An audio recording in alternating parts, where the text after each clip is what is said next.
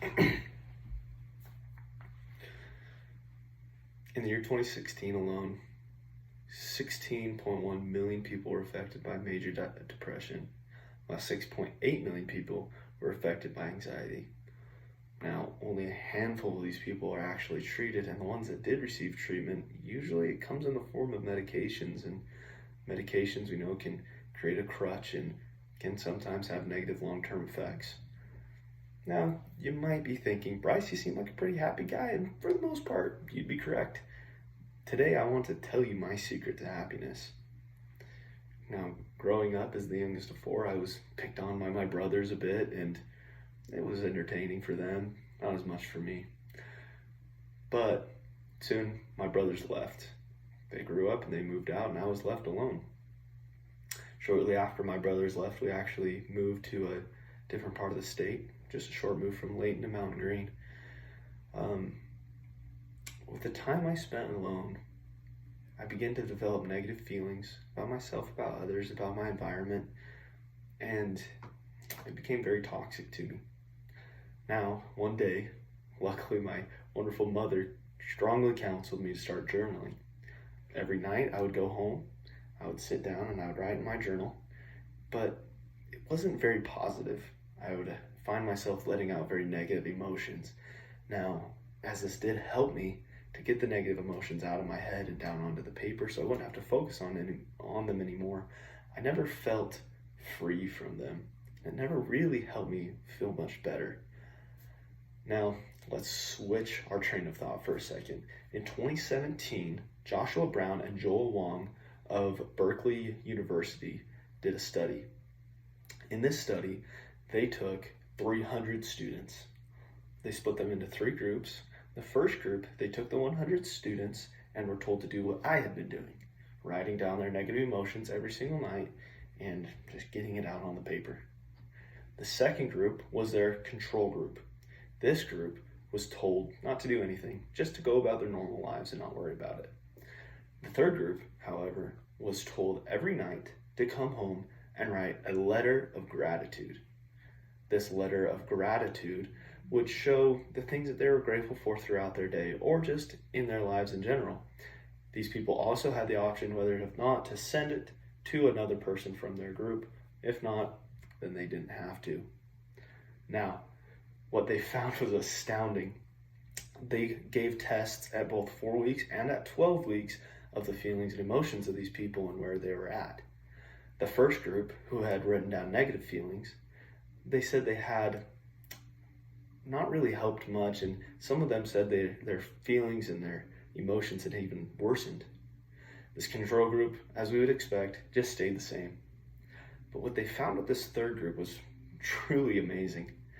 Each of them, both at 4 weeks and at 12 weeks, had greatly improved in their mental health, in their emotions, and some of them even in their physical health. Gratitude helped these students so much, but here's how it's changed me. In 2018, I was called to serve a mission. I was called to the Uganda Kampala mission, and I was so excited. I knew that my mission involved two other countries, Ethiopia and Rwanda, as well as Uganda. When I got to the Uganda, though, I had no idea what I was really expecting. There was the language. They spoke a different dialect inside of the city, but most of them spoke English. However, their English was so heavily accented that I couldn't even understand them. Now, the people, I loved the people, but their culture was very different. It was something I was not used to, and the food was completely different. Very bland rice and beans every day, something I was not used to. Many of these stressors affected me. Now, only 3 months in, I was also assigned to train another missionary. I still couldn't understand the people very well. I couldn't teach the lessons very well. It was very difficult for me, but I loved it nonetheless, even though it was extremely stressful. Now, 6 months into my mission, I was sent to Rwanda. Again, a completely new language, a new culture, new people, new everything. And to add it all on everything, I was a district leader over the biggest district in my mission, over 12 other missionaries. So I had to take care of myself and these 12 other people. I still really didn't feel like I knew what I was doing. Now, this added more stress to my plate, more negative emotions of feeling like I wasn't enough and I couldn't do it. And then, just 12 months into my mission, I was sent back to Uganda, this time as a zone leader, over 18 missionaries, watching for their well-being, both mentally, physically, spiritually, everything.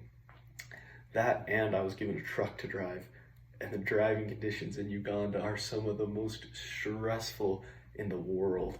It was so difficult for me to keep a cool head. But I would go through the day with negative emotions, and I would just keep on trucking along.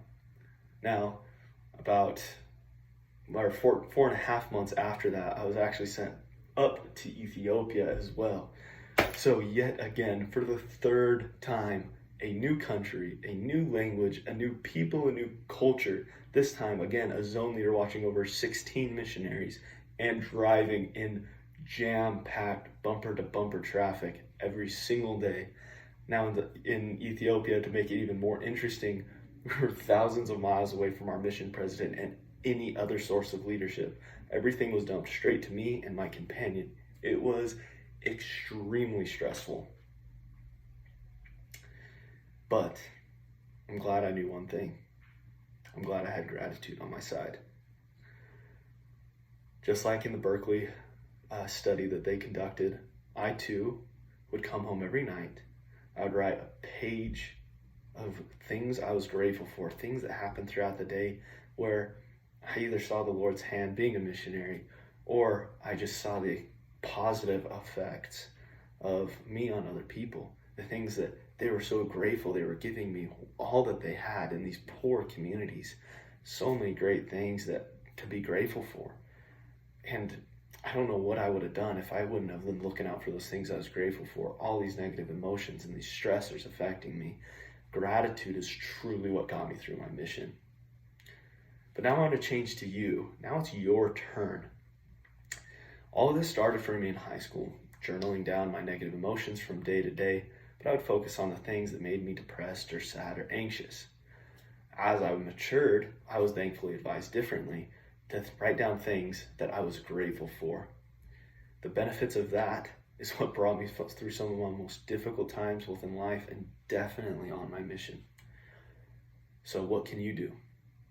Well, I would urge each and every one of you to make a goal to go home today and every single day following and write, it doesn't have to be a full page, but write down 3-4 sentences of things that you are grateful for, things that have positively affected you. Focus on the good that is in your life.